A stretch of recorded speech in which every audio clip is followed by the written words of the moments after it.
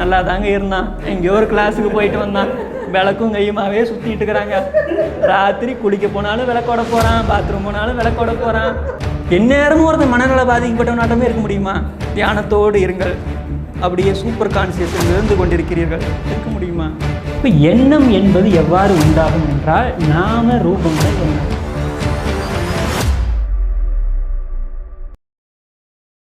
இப்போ தியானம் நிகழ்கிறது. அப்போ நாம் என்ன யோசிக்கிறோம்? அப்போ தியானம் செஞ்சால் இதெல்லாம் நடக்குது, நாமளும் தியானம் செய்யலாம் அப்படின்னு தானே யோசிக்கிறோம். கன்க்ளூஷனுக்கு வந்துட்டோம். தியானம் செஞ்சால் தெளிவாக இருக்கலாம், பதட்டம் இல்லாமல் இருக்கலாம், வாழ்க்கையை நல்ல முறையில் வாழலாம். ரைட். இப்போது எந்த ஒன்று, கேள்வி நல்லா கேளுங்க, எந்த ஒன்று தியானம் செய்த போது எல்லாவற்றையும் சரி செய்தது? தியானம் செஞ்சேன், பதட்டமாகலை, பயமாகலை, எதுவும் ஆகலைன்னா என்ன நடந்துச்சு? உள்ள மனம் அடங்கி விட்டது, மனம் ஒடுங்கி விட்டது. மனம் இல்லை, மனம் பெருசாக என்ன பண்ணல, பூதாகாரமாக விஷயங்களை கொண்டு வரல, எதையும் என்ன பண்ணலை. அப்போ மனதினுடைய இந்த சஞ்சல சலனங்களை ஒடுக்கி அந்த மனதினுடைய அழிவு, மனதினுடைய இறப்பு அப்படின்னு வச்சுக்கலாமா? தியானம்னா மனம் செயல்படாதுங்க, வந்தது தேவையில்லாமல் உங்களை தொந்தரவு பண்ணாதுன்னு வச்சுக்கலாமா? இப்போ தியானம் செய்தால் மனம் இல்லாமல் இருப்பேன், அப்போ எண்ணங்கள் அதிகமாக இருக்காது, அமைதியாக இருப்பேன், தெளிவாக இருப்பேன், விழிப்பாக இருப்பேன் அப்படின்னு வச்சுக்கலாமா? குட். இது தியானத்தில் நகரக்கூடிய ஒன்று. சரி, எப்போ தியானம் செய்யலாம்? பிரம்ம முகூர்த்தத்தில் எழுந்து அதிகாலையில் உட்காந்து தியானம் செய்கிறேன், மனசு வரலைங்க, ஒடுங்கிடுச்சுங்க, ஓகே, குட், வெரி குட். 11 மணி ஆஃபீஸ் போய் உட்காந்துட்டிங்க, பயங்கரமாக உங்கள் மேலே அப்படியே புகார்கள் சொல்கிறாங்க, பண்ணுறாங்க. டே நீ யாரா சொல்கிறதுக்கு அப்படின்னு வேகமாக கோபம் வருது. அப்போ என்ன பண்ணுவீங்க? பிரச்சனை உங்களுக்கு காலையில் 4 மணிக்கு உங்கள் கதவை தட்டி தம்பி வெளியே வா சண்டைக்கு வான்னு கூப்பிட மாட்டான். நீங்கள் வண்டி எடுத்துகிட்டு ரோட்டுக்கு வந்தால் தானே பண்ணுவான். ரோட்டுக்கு எடுத்துகிட்டு வண்டியில் வர்றீங்க, ஒருத்தர் டப்புன்னு அடிச்சிட்டான், என்ன பண்ணுவீங்க? தியானம், அதிகாலை பிரம்ம முகூர்த்தம். ஏன் தம்பி இடித்து விட்டாய் அப்படின்னா கேட்போம். சுருன்னு வந்துடுது. கோபம் வந்துடுதா, குரோதம் வந்துடுதா இல்லையா? வந்துடுது. அப்போது மறுபடியும் சொல்லுங்கள், நான் எப்போ தியானம் செய்கிறது?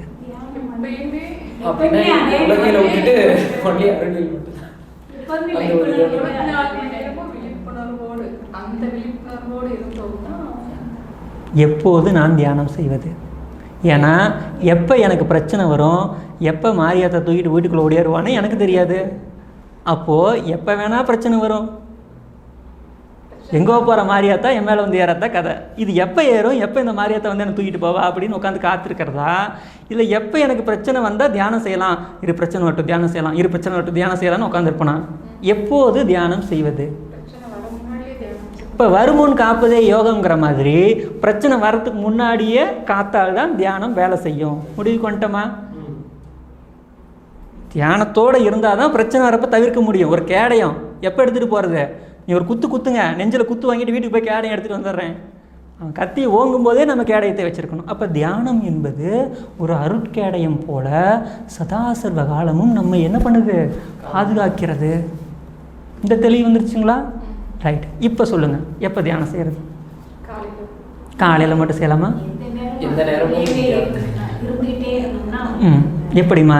எந்த நேரமும் வீட்டில் போய் உட்காந்து ஒரு தீபத்தை வச்சுக்கிட்டு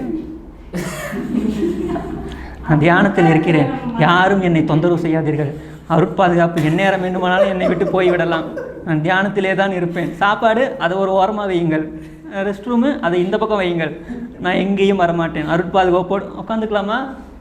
நல்லா தாங்க இருந்தான். எங்கேயோ ஒரு கிளாஸுக்கு போயிட்டு வந்தான். விளக்கும் கையுமாவே சுற்றிட்டு இருக்கிறாங்க. ராத்திரி குளிக்க போனாலும் விளக்கோட போகிறான், பாத்ரூம் போனாலும் விளக்கோட போகிறான், தூங்குடானாலும் அப்பயும் விளக்கு வச்சுக்கிட்டே தூங்குறாங்க. வருமா வராதா? சரி, மெண்டல் ஆஸ்பத்திரியில் சேர்த்துலாம் கொண்டு சேர்த்தனாலும் விளக்கோடு போய் உட்காந்துக்கிறாங்க. என்ன சொல்லி இவன் மனசை மாற்றினாங்களோ, பைத்தியம் முடிஞ்சு போச்சு. சொல்லுவாங்களா? சொல்ல மாட்டாங்க. சொல்லுங்க, எப்போ தியானம் செய்யறது?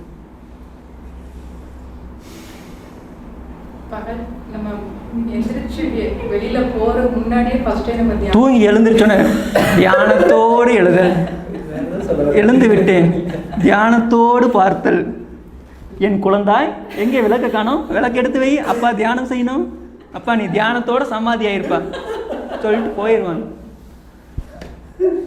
எந்நேரமும் ஒருத்தர் மனநல பாதிக்கப்பட்டவனாட்டமே இருக்க முடியுமா? தியானத்தோடு இருங்கள், அப்படியே சூப்பர் கான்சியஸில் மிதந்து கொண்டிருக்கிறீர்கள், இருக்க முடியுமா? அப்படி சொல்லலையே, இயல்பு தானே சொல்லியிருக்காரு வள்ளலார், இயல்பாக தானே கொண்டு வந்திருக்காரு. அப்போ என்ன, எப்போது தியானம் செய்வது?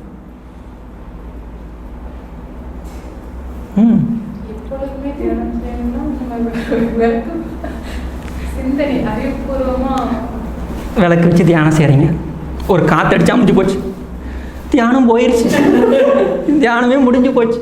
ஏன்டா என் விளக்கை அணைச்சிங்க, சண்டைக்கு போயிடுவீங்களா? விளக்கு என்பது எதுக்கு? தியானம் செஞ்சுட்டு இருக்கிறீங்க, விளக்கை பிடுங்கிட்டு போயிட்டாங்க, ஐயோ என் தியானம் போயிடுச்சுன்னு போயிடுவீங்களா பின்னாடியே? விளக்கு என்பது எதுக்கு சொல்லுங்க பார்க்கலாம். அது ஒரு ஸ்டாண்டர்டு. எதுக்கான ஸ்டாண்டர்டு? இங்கே மனம் வேலை செய்யாமல் இருப்பதற்கு விளக்கு ஒரு ஸ்டாண்டர்டாக வச்சுருக்கேன். பிரச்சனை எங்கே இல்லை?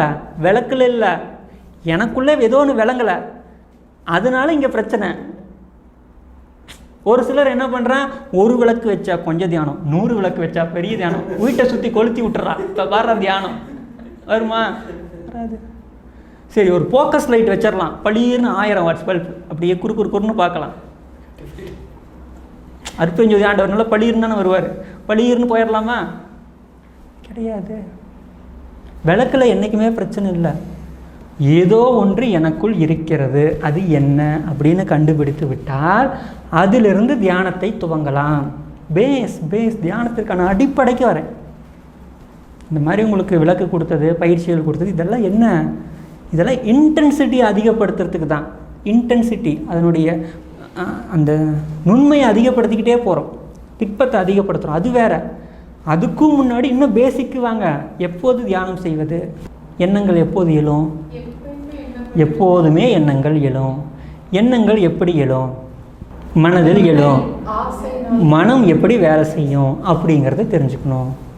மனம் வேலை செய்யுதுன்னா எப்படி வேலை செய்யுது? இந்த 21 நாள் பயிற்சியிலே பார்த்தோமா மனம் எப்படி வேலை செய்யுது? சொல்லுங்கள் பார்க்கலாம். 5 விதமான கருவிகளை கொண்டு அந்த கருவிக்கிட்டிருந்து இன்ஃபர்மேஷனை வாங்கி மனம் எண்ணங்களை உண்டாக்கி தருகிறது. புரியுதுங்களா? இப்போ காலையில் எந்திரிச்சு போகிறோம், பக்கத்து வீட்டுக்காரன் அழகாக ஒரு கார் வாங்கியிருக்கான், பார்க்குறோம். இந்த கார் போய் ஆக்சிடென்ட் ஆகிடுச்சுன்னா, இந்த குடும்பம் காண போயிடுச்சுன்னா ஒரு எண்ணம் வருது. அப்போ என்ன பண்ணணும்? இந்த மாதிரி ஒரு எண்ணம் தோன்றிய உடனே நேராக போய் அவங்கக்கிட்ட சொல்லிவிடுங்க. வள்ளலார் தான் சொல்கிறாரு, யார் என்று என்னை நினைத்தாய் அப்படின்னு சொல்லிட்டு மனம் என்னும் ஒரு பேய் குரங்கு மடைப்பயலை அதில் சொல்லிக்கிட்டே வருவார். ஞான சபை தலைவனுக்கு நல்ல பிள்ளை நானே, அடக்கிடுவேன் பாடுறா அப்படின்னு அதை மிரட்டுவார் அந்த மனதை. இப்படி தான் என்ன பண்ணுறோம், போய் சொல்லிடுறீங்க. என்ன ஆகும்? அடுத்த முறை என்ன வருமா? வந்தாலும் அப்படியே ஓடி போயிடுவீங்க, சொல்ல மாட்டோமா? அப்போது இந்திரியங்கள் இருக்கிறது, 5 புலன்கள் மனம். நான் என்ன பண்ணுறேன்? டிட்டாச்மெண்ட் பண்ணுறேன். இந்த புலன்களை என்னுடைய மனதிலிருந்து விடுவிக்கிறேன். அப்போ என்ன ஆயிரும்? ஒன்றை பார்க்கிறேன், எண்ணங்கள் வரல. ஏன்? அங்கே மனம் இல்லை. C without mind. கேட்குறேன் வித்தவுட் மைண்ட், பேசுகிறேன் வித்தவுட் மைண்ட். அப்போ எண்ணங்கள் வரும், வராதுன்னெலாம் நான் சொல்லலை. ஆனால் அந்த எண்ணத்துக்கு நான் என்ன பண்ணலை? எந்த விதமான அட்டென்ஷனும் கொடுக்கல. அடைச்சி போ, உனக்கு வேலையே இல்லை, இப்படி தான் ஏதோ சொல்லிட்டே இருப்பேன்னு கூட பேச்சுவார்த்தை கூட நடத்தலை, கண்டுக்காமல் விட்டுறது. இப்படி இந்த இந்திரிய காட்சிகள், புலன் காட்சிகள், 5 புலன்களும் நாம் செய்யக்கூடிய வேலைகளில் எல்லாமே நீங்கள் இந்த மனதை கட் பண்ணி தூக்கி எறிஞ்சிட்டிங்கனாவே என்ன ஆயிரும்? தியானம் நிகழ்ந்து கொண்டிருக்கிறது என்று அர்த்தம். இப்போ 5 புலன்கள் எப்போ வேலை செய்யும்? விழித்திருக்கும் போதெல்லாம் வேலை செய்யுமா? அப்போ எல்லாமே டிட்டாச் பண்ணிட்டே வரீங்களா? டிட்டாச் ஒவ்வொன்றிலையும் பண்ணிட்டே வரீங்களா? ஒரு செய்தி கேட்குறீங்க, இந்த மாதிரி பாருங்கள் அவன் அப்படி போய் இப்படி ஆகிட்டாங்க, ஓடி போயிட்டாங்கிறீங்க. அப்போ என்ன ஆகும்? நமக்குள்ளே சிந்தனை வருமா? என்ன வருமா? அதை கட் பண்ணுறோம். கேட்டதோடு போதும். காது என்ன வேலை கேட்டுச்சு, அவ்வளோதான். இங்கே எதுக்கு மைண்டு வருது? ஒரு கடற்கரையில் உட்காந்துருப்போம், கடற்கரையில் அப்படியே அலைகள் வந்து கொண்டு போயிட்டே இருக்குது. அங்கே நாம் ஒன்றும் யோசிக்க மாட்டோம். இல்லை அங்கேயே உட்காந்து இப்போது ராட்சத கூட்ட அலை வருகிறது, பெரிய சுனாமி அலை வருகிறது, அதற்கு பின் அப்படிலாம் யோசிக்க மாட்டோம். வெறுமனே பார்க்குறோம், வேடிக்கை பார்க்குறோம். எங்கன்னே தெரில, ஒரு வெளிநாட்டில் ஒரு பீச்சில் உட்காந்துருக்கீங்க, மக்கள் போகிறாங்க வராங்க, எந்த வித இதுவும் அப்படியே அவ்வளோ. இப்போ எண்ணம் என்பது எவ்வாறு உண்டாகும் என்றால் நாம ரூபம் தான் எண்ணம். நாமம் என்றால் என்னதுங்க? ஒரு சொல், ஒரு வார்த்தை, அதோடு சேர்ந்து இமேஜ், படம். இது ரெண்டும் இல்லாமல் எண்ணம் உண்டாகாது. அப்போ நமக்குள்ளே எண்ணம் உருவாகுதுன்னு நம்ம முதல்ல என்ன பண்ணுறோம்? கண்களால் பார்க்கிறோம், காதால் கேட்கிறோம். இதன் மூலமாக அப்போ இந்த 2 அவயங்களை சரியான முறையில் என்ன பண்ணுறோம்? விழிப்போடு நீங்கள் பாதுகாத்தாலேயே என்ன பண்ணிடலாம்?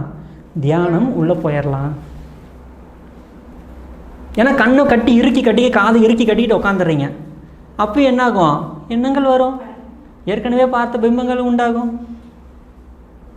அப்போ என்ன பண்ணணும்? கண்ணை கட்டி தியானம் பண்ணுறதெல்லாம் ஆகிறதில்ல. கண்ணை திறந்து இயல்பாக பார்க்குறேன். ஃபஸ்ட்டு என்ன பார்க்குறேன்? வாழ்க்கையில் வழக்கமாக என்ன செய்யணும் அதை செஞ்சிட்ருக்கிறேன். வீட்டில் அடுப்பு வேலை செய்கிறீங்களா, சமையல் வேலை செய்கிறீங்களா, செஞ்சிட்ருக்குறோம். அப்போ செஞ்சுக்கிட்டே இருக்கும்போது எண்ணங்கள் வருதா? விழிப்பாக இருக்கேன், ஒரு அலர்ட்னஸ் இருக்குது உள்ள, அதை கட் பண்ணுறேன். ஒரு பொருளை பார்க்கும்போது பார்க்குற வேலையை மட்டும்தான் செய்கிறேன், எண்ணத்துக்கு அங்கே வேலை இல்லையே. அப்போ என்ன பண்ணுறோம்? ஒவ்வொரு க்ஷண நேரமும் நீங்கள் விழிப்பாக இருக்க தேவையில்லாத இந்த எனர்ஜி லாஸ் வந்து தடுக்கப்படும். எனர்ஜி லாஸ் தடுக்கப்படும். எப்படி தடுக்கப்பட்டுச்சு? மனம் என்ற ஒன்று வேலை செய்து இவ்வளோ 1000 எண்ணங்களை உருவாக்கிட்டு இருந்துச்சு. இப்போ மனதையும் சுவிட்ச் ஆஃப் பண்ணி தூக்கி போட்டேன். இப்போ எப்படி எனர்ஜி லாஸ் ஆகும்? அந்த எனர்ஜி கெயின் ஆகும். அதுதான் யோகத்தினுடைய முதல் படி.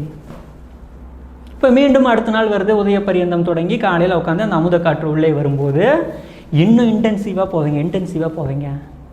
ஒரு மண்டலம், ஒரு முகூர்த்த நேரம், ஒரு முகூர்த்த காலம் முடிஞ்சதுக்கப்புறம் என்ன ஆகிடும்? கனவிலும் விழிப்பு உண்டாகும். கனவு வரும்போது இது கனவுடா, தூக்கி போடு, பையில தூக்கி போட்டு தூங்கலாம். விழிப்பு அதிகமாகும். இது பயிற்சியினால் தான் வரும், முயற்சியினால் தான் வரும். வெறுமனே அப்படியே வந்துடாது. அப்படியே வச்சு புருவ மத்தியில் அழிச்சிடணும், அப்படியே தூக்கிட்டு போயிடாது. இப்படி புருவ மத்தியில் அழி தூக்கிட்டு போகிற மாதிரி இருந்தால் அவன் 24 நேரம் விழிப்பாக இருக்கணும்ல. போகிற வழியிலே போயிடுறான். அப்போ என்ன அர்த்தம்? இது வந்து க்ஷண நேரத்தில் உண்டாகக்கூடியது கிடையாது. ஒவ்வொரு சதா சர்வ காலமும் அவன் விழிப்பாகவே இருந்து அதில் உண்டாகணும். அப்படி உண்டாகும்போது தான் போரில் அவன் வாள் எடுத்துகிட்டு வரும்போது கேடயம் இருக்கும். இது வந்து நம்மை பாதுகாப்பு கவசம். பாதுகாப்பு எப்போ வேணும்? எல்லா நேரங்களிலும் வேண்டும். சதா சர்வ காலமும் அந்த விழிப்போடு இருக்கணும்.